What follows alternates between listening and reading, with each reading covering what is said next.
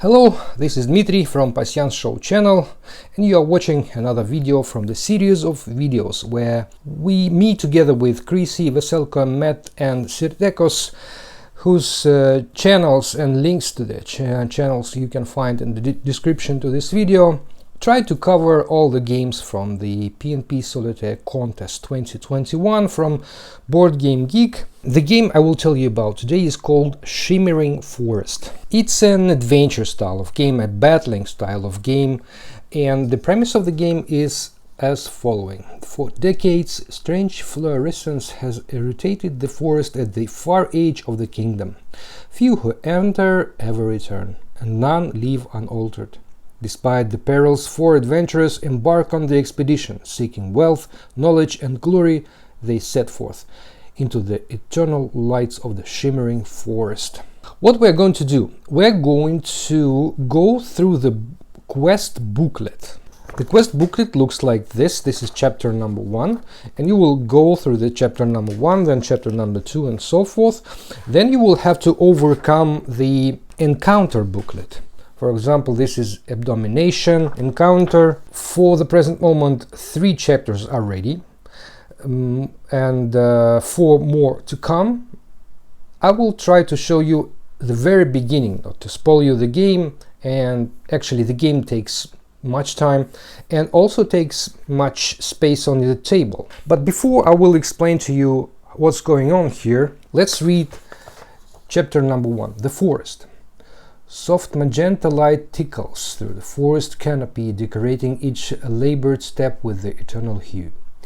You glance over at your party members, their eyes vacant as though sleepwalking. How much time had passed since entering the forest? Days, maybe weeks, or perhaps just a few hours? An unraveling fog clouds your mind. You cannot recall the last time you slept or ate or even drank. Have you gone mad? Recollections of battles against horrific monsters litter your memories. The fresh sensation of bloody fangs tearing into your flesh haunt you. Yet there are no wounds, no scars or marks. Even still, the echoes of phantom encounters compel a growing paranoia. As they pass forward into the forest, the adventurers stumble upon the track of a large monster. Select an adventurer to scout ahead. Selected adventurer rolls on table below. We have 4 adventurers here: Paladin, Ranger, Mage and Rogue. We must decide one of them to send him ahead. So for example, let us choose a Paladin. Okay, this is his figure. We select adventurer, roll 1d10. Let's take 1d10. Equal to their luck and counts dice 8+. Okay, his luck is 3, so we take 3 dice. Let's take different colors. Okay, and how much dice are above 8? This is the count. We have 0. If it is a 0, the track abruptly ends at a clearing. You look around puzzled. Suddenly a monstrous beast lunges at you from above, landing heavy blow. Selected adventurer is dealt 2 damage and starts the coming encounter stunned. Begin Abomination Encounter. Alright, our Paladin is stunned. So how I usually do this is I take one of the cards and just cover our hero with a card showing that he's stunned, and also his life, which is at the beginning is equal 10, now equals 8 because our monster hit him. This is our Abomination Encounter. We see that our monster has the health of 20, and I have here a 20-sided die.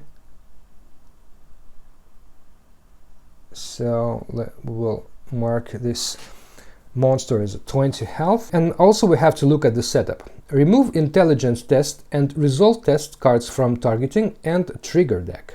We have targeting deck. I will explain to you how it works.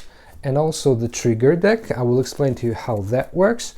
And we must take away the intelligence and resolve cards from those decks. I should take away these here as well. Okay, taking them out. And also remove Miss card from the trigger deck. This is the card Miss. We also removed it from the deck. Okay, place adventurers on squares as indicated in the image to the left. So we place our rogue here, paladin here. Oh, ranger, it is ranger. Ranger goes here, paladin here, rogue here, and mage over here. The colors more or less match. The paladin here is white, I have a yellow meeple, the ranger is blue, is fine. The rogue is, my printer printed it a brownish kind, I have it red, and also the mage is purple. It's fine. Each adventurer starts with full health and all the abilities untapped. We have abilities for every adventurer. For example, for the paladin we have mighty strike, shield, rally cry, catapult. For ranger we have piercing arrows, recalibrate, blinding arrows, and so on. And all of those abilities are untapped. When we tap them, we are not able to use them, as you might understand already. Mage begins encounter and all future encounters with full mana. Our mage is a special character. Beside all other abilities that they have, mage also has mana, and I mark his mana with 2 dice, equaling 10. Okay, and now the actual game begins, because 99% of the game is this thing which happens. All those small adventures, they are just a very little part of the game. The greatest part of the game is combat, and combat divides into 4 main phases, and they are continued until either the monster is dead or all adventurers are dead. The first step is monster targeting phase. What we do in this case, we have those decks of targeting deck and trigger deck shuffled, and then we open as many targeting cards as it is mentioned on the monster sheet. In this case, this is 4 cards. So we open 4 cards. I will open it and then I will explain to you what they mean. We have light attack on targeted random row. We have light attack targeted column B. We have heavy attack on target row 3, and we have heavy attack on target row 4. In this phase, nothing bad happens except if we have both light and heavy attacks on the same row or column.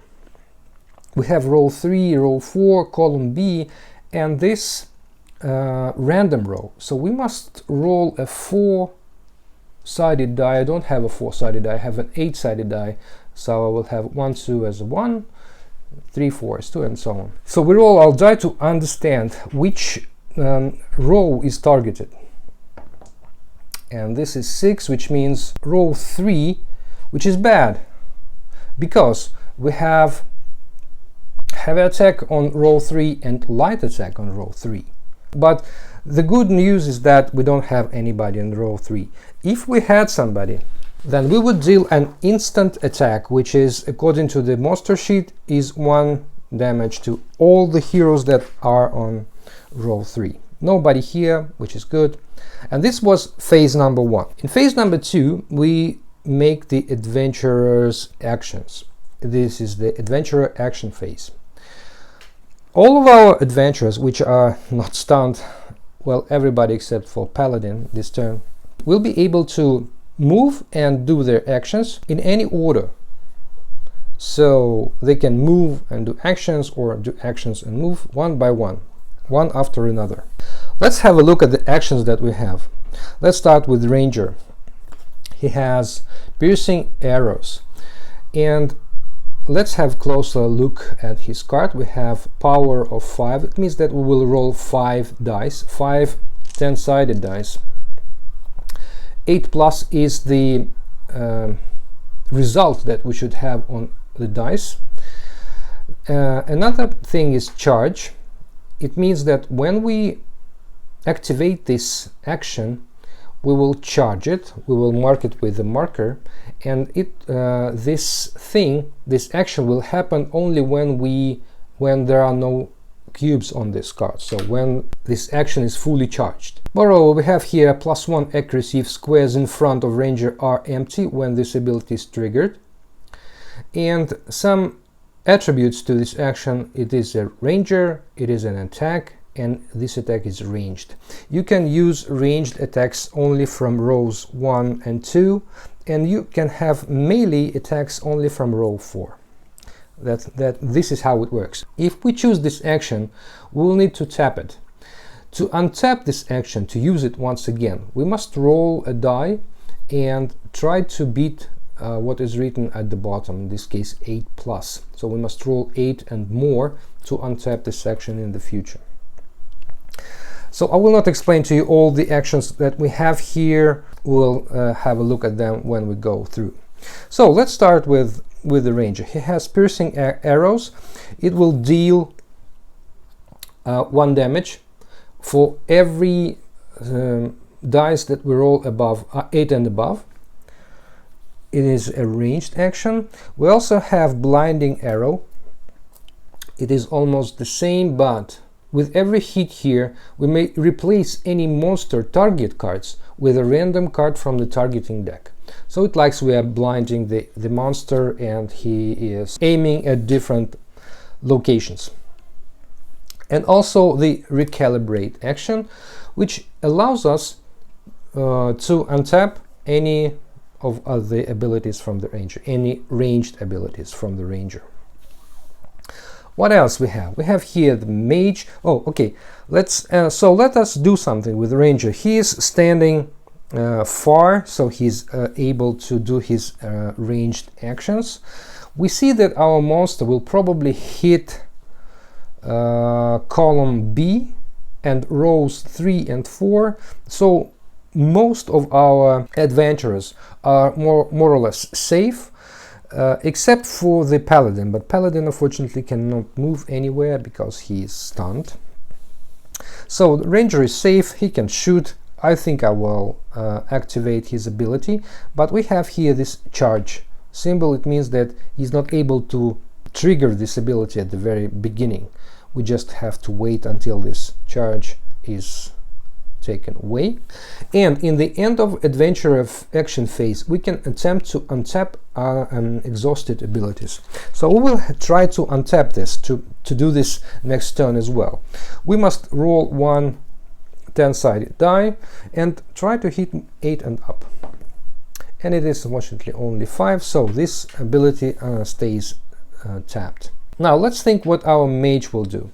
He has Fireball. It is also a ranged attack and it will deal 1 damage for every of the 4 dice that will show 7 and more. But mage's abilities also have this M symbol, which means how many mana our mage has to spend in order to hit the monster. Also, it says that this ability deals damage to adventurers in front of mage in the same column. So when he's throwing his fireball, he can also hit his friends. So we must be careful here. But since there is nobody there and our mage is safe more or less, we will tap this ability. There is no charge here, so it is done right away, but we must spend 2 mana. He has 10, now he has 8, and we will roll 4 10-sided dice, trying to roll 7 and up. And we have 6, 8, 10 and 1, which is good because we have 2 hits. It means that our monster is hit for 2 and his 20 becomes 18. Cool. We have done first damage to the monster. Let's try to untap this ability. We must roll 6 and up, and it is 10 again. Good. So this ability is untapped, we will be able to do the same thing next turn. I haven't moved my character today. This turn I think I will stay here. It's fine. Let's think what our rogue will do. Our rogue has Danger Frenzy. It is charge 1 and it is a melee attack. It will deal 1 damage. Melee attacks only work on row 4, so our rogue should go forward to do his attacks. His slash is also 1 melee attack, 1 damage. It doesn't use any charge. We also have Blade Ignition. What it does is it gains 1 ignition token, and for every ignition token our rogue's power is increased by 1. I think I will move forward, and since I am not able to use my slash and dagger frenzy, I will tap the Blade Ignition ability and put 1 ignition token. Well, let's put it on rogue. It says also here that when our rogue is damaged, all his ignition tokens are gone. Unfortunately, we'll also have to have a look at this. But we can untap it right away because it doesn't have any untap amount, so it is untapped for free, and it is ready now. And that's it for the phase number 2. Let's go for phase number 3, monster attack. How monster attacks works? So our abomination has trigger 2 cards, so this is our trigger deck, and now we will draw 1 by 1 cards from here and looking for match. So A, we don't have any A here. Let's draw further. This hand symbol, nothing. 2, we don't have any 2s here. B, okay, now there is a match. So column B with light attack has matched. Everybody on column B is hit with light attack. We look at the sheet here. Light attack is 2 damage. So unfortunately our paladin is hit with another 2 damage. Our paladin is getting weaker, and we continue drawing until we have 2 matches,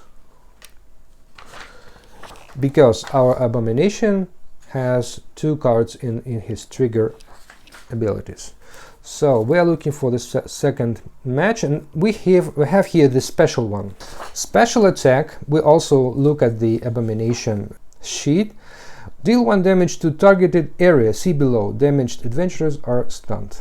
Oh, and this is very bad. So it means that all of our adventurers getting stunned for the next turn, which is really bad. We cannot do anything about that. And that's it. So we shuffle back the trigger deck, we shuffle back the target deck, and begin the next round. Unfortunately, everybody is stunned, so I think we will skip many phases. We will start directly with the phase of drawing the target cards. So row B, column B, row 4, and column D. We also have here test luck, and if we will, I think we will do it right away because we do not have any matches. So if, as I said before, a light attack on the same row and heavy attack on the same row, we will hit our adventurers, but we don't have any matches. But we have here a test luck. If we will draw the cards from the trigger deck and it will show the test luck, then we will test our lucks from our adventurers. Every our adventurer has his luck level, and we will roll 1d6, 1d10 to determine if our adventurers are lucky or not. So since all of our adventurers are stunned, we will go directly to the phase number 3, where we I'm sorry, I have forgotten about the phase number 4 from the previous combat, because on step number 4 all the charged abilities are we take one charge cube from any charged ability, and on our last turn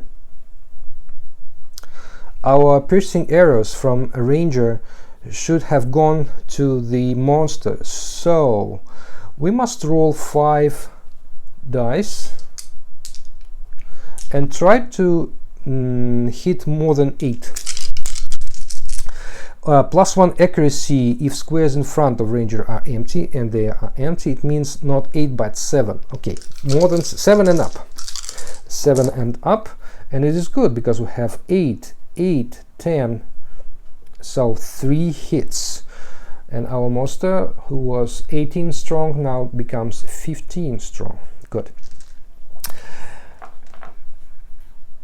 Okay, but on our second turn we have only 2 phases, the target phase and the trigger phase. Now let's go to the trigger phase. It's wild. Okay, the wild means that we do the leftmost card. So it means the light attack on column B. Column B is our poor paladin as well. Light attack, as we remember, is 2 damage. So fortunately this is it. And the second match is random roll. So we must roll a die, a 4-sided die, and if it is roll number 4, then this will be the target, the trigger. No, it's not it's roll number 3, so it means that it didn't trigger. So we continue drawing. Oh yes, and we have the test luck. Okay, the test luck has matched. We will have to check our luck here. Our paladin has luck of 3, ranger luck of 5, mage luck of 4, and rogue luck of 9. So our rogue is the luckiest. Let's see about the rest. If the result on the dice is equal to or greater than the adventurer's corresponding attribute, inflict on adventurer the effects described under corresponding attribute on monster's sheet. So our dice is good because everybody is lucky except for poor paladin as well. And our luck test here: deal 3 damage to 1 random adventurer who failed test. Alright, so our paladin is only 1 health left, unfortunately. And that's it. That's it for the round number 2. We go for round number 3. We are not lucky this time, this game at all. Our paladin, I haven't spoken much about his abilities. He's the only person who can heal. He has Relic Cry, and he can throw 7 dice, and every die that is 6 and up. For each hit, heal paladin and adventurers in the same row and column as paladin 1 health. So I think we will try to heal our paladin this time, since he is not stunned anymore. But first of all, phase number 1, we draw 4 target cards, and it is roll 4, roll 1, and random roll. Let's roll our die, and it is column number 4. Oh, columns. And the random roll. Let's roll to see which row it is. And it is row number 3. Yes, 1, 2, 3, 4, 5, 6. Yes, row number 3. Nobody here, which is good. Our row number 1 is under a possible attack, and also we must understand which random column it is targeting. So let's see, it is number 3. Let's mark it with a 3, and here we have 1, 2, 3, 4, so it's number 2. So column number 2, which is B, right? So column B and rows 1, 4 and 3, every row except row 2 are under attack. So if we want to put ourselves in a more or less safe position, we must move everybody to row number 2. And that's what I'm going to do. I'm going to move my paladin 1 row ahead, and then I will, oh no, I think I will start with the ranger. Let's use his recalibrate ability to untap piercing arrows, and then we will move ranger 1 step further. Then we will move our rogue. Our rogue is also melee attacker, so we will move him ahead as well. And I will again I will charge his ignition. I forgot last time there is a charge here, so we charge it with 1. Then we will go with paladin. Paladin moves 1 step ahead, and we will try to heal everybody. So I'm trying to do this. Oh no, it doesn't work right now because it requires 4 command tokens to do this. To earn command tokens, I will have to do other things. For example, our mighty strikes give me 1 command token if it is successful. Our catapult gives me 1 command token if this is successful, and shield as well. Shield is defending other adventurers if they are standing behind the paladin, but if the adventurer behind paladin is hit, the paladin takes the hits instead of this adventurer. In our case, this is not a good idea because our paladin is only 1 health left. So what shall we do? Mighty strike. It's a melee attack. Catapult is moving as a ranger standing